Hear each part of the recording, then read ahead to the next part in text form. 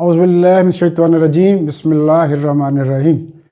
Viewers السلام علیکم، میں نذیر سندھو نئے ویڈیو کے ساتھ حاضر ہوں۔ محترم عرفان قادر سابق اٹارنی جنرل نے کہا ہے کہ عمران خان نے معافی تو مانگ لی ہے، کیا معافی ملے گی بھی یا سزا ہوگی؟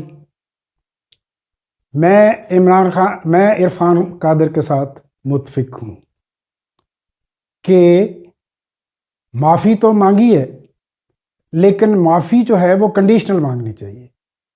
اگر کسی کو پرابلم ہوئی ہے تو میں اس کے لیے ایکسکیوز کرتا ہوں، لیکن سرنڈر نہیں کرنا چاہیے کورٹ کے سامنے۔ عرفان قادر حالانکہ پیپل پارٹی کے سپورٹر ہیں، لیکن ان کی رائے میں وزن ہے۔ اپنے آپ کو اتنے بڑے لیڈر کو کورٹ کے آگے سرنڈر کر دینے کا فائدہ بھی ہو سکتا ہے اور نقصان بھی ہو سکتا ہے، اور نقصان کا ازالہ نہیں ہوگا اگر نقصان ہوگا تو۔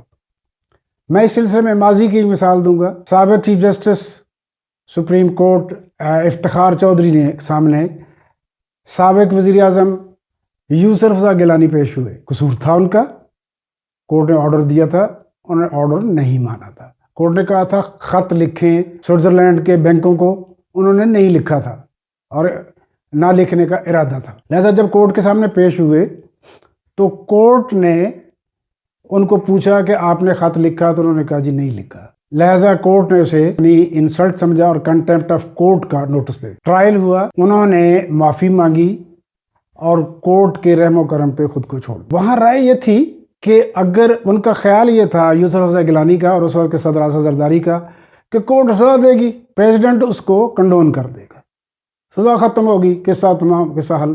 لیکن کورٹ نے اس سے زیادہ سمارٹنس کا اظہار کیا اور سزا دی، تابرخاست عدالت سزا دی۔ اب تابرخاست عدالت سزا کا مطلب یہ ہے کہ آپ عدالت بیٹھی، اٹھی، پھر بیٹھ گئی اور سزا ہو گئی۔ تو یوسف رضا گیلانی نے معافی مانگی اور خود کو کورٹ کے رحم و کرم پر چھوڑ دیا، سرنڈر کر دیا۔ اب کورٹ کی مرضی ہے اس کو سزا دے، کورٹ کی مرضی ہے معاف کر دے، لیکن کورٹ نے معاف کرنے کی بجائے سزا دی، اور سزا تھی تابرخاست عدالت۔ اب تابرخاست عدالت کا مطلب یہ ہے کہ کورٹ بیٹھی ہوئی تھی، اٹھ گئی، ریٹائرنگ میں گئی، واپس آ کے بیٹھ گئی، 1 منٹ میں سزا ہو گئی اور وزیر اعظم سزا یافتہ ہو گیا، اس نے سزا پوری کر لی۔ چونکہ وہ سزا یافتہ ہو گیا تھا، لہذا اسے 5 سال کے لیے نااہل قرار دیا، اور وہ 5 سال کسی الیکشن میں حصہ اس نے نہیں لیا اور نہیں لے سکا۔ یہاں بھی ایسا ہو سکتا ہے کہ اگر وہ کورٹ کے اپنے آپ کو رحم و کرم پہ چھوڑ دیتے ہیں تو کورٹ یہاں بھی کوئی سزا دے سکتی ہے، نااہل کر سکتی ہے، سوائے اس کے کہ ایک ایج عمران کو حاصل ہے کہ پریزیڈنٹ جو ہے وہ اب بھی پی ٹی آئی کا ہے، سوائے اس کے اور کوئی ایج حاصل نہیں ہے۔ لہذا وہ جو حلف نامہ ہے وہ تو دینا ہوگا، ایفیڈیوٹ تو دینا ہوگا کیونکہ وعدہ کر لیا، لیکن ایفیڈیوٹ دیا جائے کہ اگر میرا کوئی مقصد نہیں تھا کسی کی کنٹیمپٹ کرنے کا، کسی کی انسلٹ کرنے کا، کسی کو، میرا مقصد، میں نے جب کہا تھا تو میرا مقصد یہ تھا کہ میں ان کے خلاف قانونی کارروائی کروں، جس میں زیبا چودھری جو ایڈیشنل سیشنر وہ بھی، آئی جی بھی، ڈی آئی جی بھی، میں ان کے خلاف قانونی کارروائی کروں گا، اور قانونی کارروائی کی، پریکٹیکلی قانونی کارروائی کی جا چکی ہے اور وہ مختلف جگہوں پہ ہے۔ اس لیے یہی کہنا کافی ہوگا کہ میرا مقصد انسلٹ کرنا نہیں تھا، میرا مقصد صرف یہ کہنا تھا کہ آپ کے خلاف قانونی کارروائی کی جائے گی۔ اس کے باوجود اگر کسی کی انسلٹ ہوئی ہے، اگر کنٹیمپٹ ہوئی ہے، تو میری وجہ سے کسی کا دل دکھا ہے، میری وجہ سے کوئی ناراضگی ہوئی ہے، کسی کو پریشانی ہوئی ہے، تو میں اپنا بیان واپس لیتا ہوں اور ان سے معذرت کرتا ہوں۔ اس طرح کا دینا چاہیے، اس طرح کا نہیں دینا چاہیے کہ وہ پروف بن جائے، اقبال جرم بن جائے اور کورٹ کے رحم و کرم پہ چلے جائیں، کورٹ کو اس کو چاہے 1 ماہ کی سزا دے، 1 دن کی سزا دے اور ساتھ نااہل قرار دے دے، تو آپ کے پاس ریمیڈی کہاں ہوگی سوائے سپریم کورٹ کے؟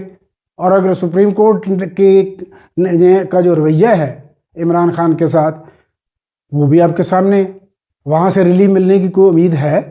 وہاں سے تو کوئی ریلیف ملنے کی امید نہیں ہے اس طرح کے کام کے، کیونکہ اگر انہیں نااہل قرار دیا گیا تو اس پہ بہت سارے ادارے متفق ہوں گے، اور جو متفقہ علیہ مقتدرہ ہے وہ کسی صورت نہیں چاہے گی کہ سپریم کورٹ جو ہے وہ عمران کی اس فیصلے کو کینسل کر دے۔ تو یہ اس لیے اپنے آپ کو سرنڈر نہیں کرنا چاہیے، اپنے آپ کو اس طرح نہیں ڈالنا چاہیے کہ کورٹ کی مرضی ہے جو فیصلہ کر دے۔ ایک تو یہ، اور عرفان قادر نے بھی یہی کہا ہے کہ ضروری نہیں ہے کہ معافی کے بعد کیس خارج ہو جائے، ضروری نہیں ہے کہ معافی کے بعد معافی مل جائے۔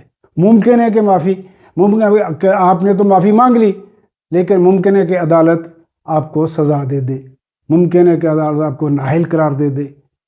یہ سارے امکانات موجود ہیں، اور ان امکانات کو سامنے رکھ کر پالیسی بنانا ہوگی پی ٹی آئی کے لائرز کو۔ کسی صورت میں سرنڈر کر دیا تو اداروں سے کوئی اچھی امید لگا کے بیٹھنا مناسب نظر نہیں آتا، کیونکہ یہ جنگ ہے، اور جنگ ہے سول سپرمیسی کی اور ملٹری سپرمیسی کی، اور اس جنگ میں وہی جیتے گا جس کے پاس طاقت ہوگی، کمزور تو نہیں جیتا کرتا جنگ میں۔ اس پہ میں الگ سے ویڈیو بناؤں گا، تجزیہ دوں گا کہ اصل جنگ کہاں ہے، میدان جنگ کے اصل کھلاڑی کہاں ہیں، کون ہیں، اور کن کے اقتدار کو خطرہ ہے اور کیوں خطرہ ہے، اور وہ ہر صورت اس خطرے کا مقابلہ کریں گے۔ اس کے ساتھ یہ ویڈیو ختم ہوتی ہے۔ آپ سے گزارش ہے کہ آپ اس کو سنیں، دیکھیں، رائے دیں، سبسکرائب کریں۔ میں آپ کا شکر گزار ہوں گا۔